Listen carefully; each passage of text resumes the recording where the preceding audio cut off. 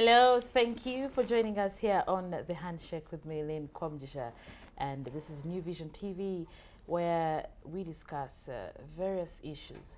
But today in particular, as I'm joined by my very interesting guest, Paul Busharizi. This guy seems to know lots of things, and I feel like he should become a lecturer at some point. Paul, welcome to the show. Thank you. I'm no longer your guest. Why do you keep calling me your guest? What am I supposed to call you? I don't know. You think of something else. I'm Okay. here every day. Oh, wow. I will coin a name for my guest. So today we are trying to understand lots of things.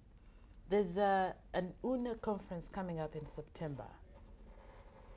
That is, you know what that is? Uganda North American Association. Yes. Now we have, I am told, no, according to my research, which I tried to do, 1.5 million Ugandans apparently are abroad, or we choose to call them the diaspora Ugandans.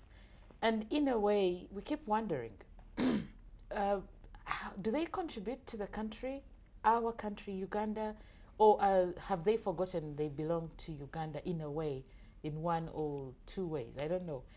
Paul, have you heard about these people? Absolutely. Everyone knows somebody. Everyone. I think every family has people from the diaspora. People in the diaspora. I imagine so. Okay.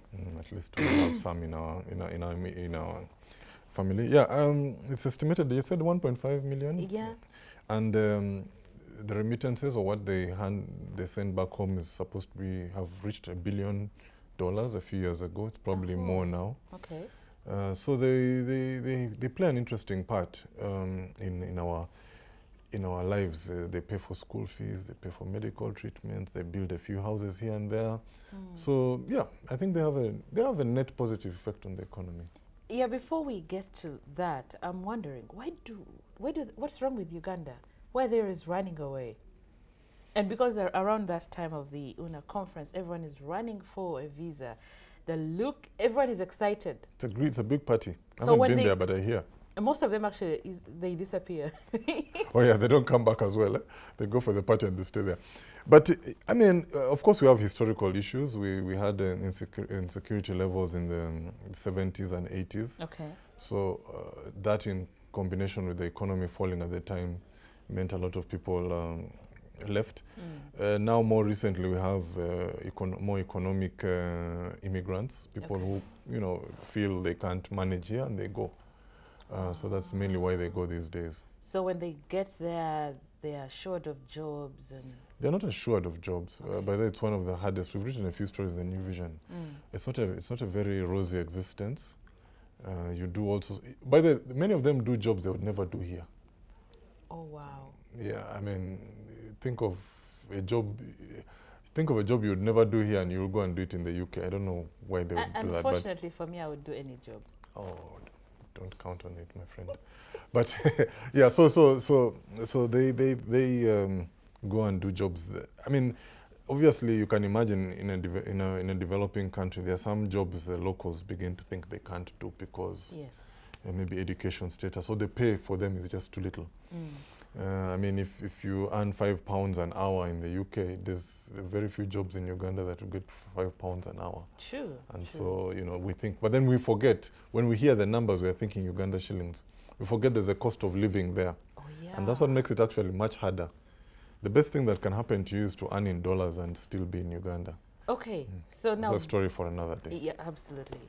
So talking of the role they play, do they send money? Okay, yes, I've heard they send money. Is this money taxed? Do we know how much?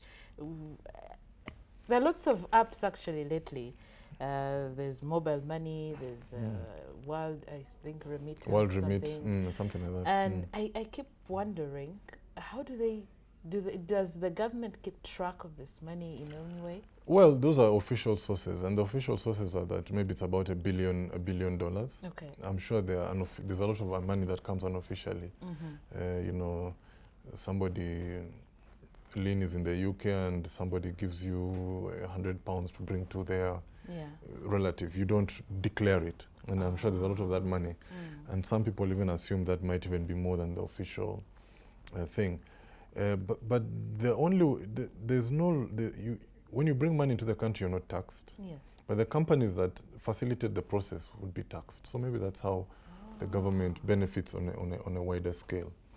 But if you bring $100, there's no reason to tax you.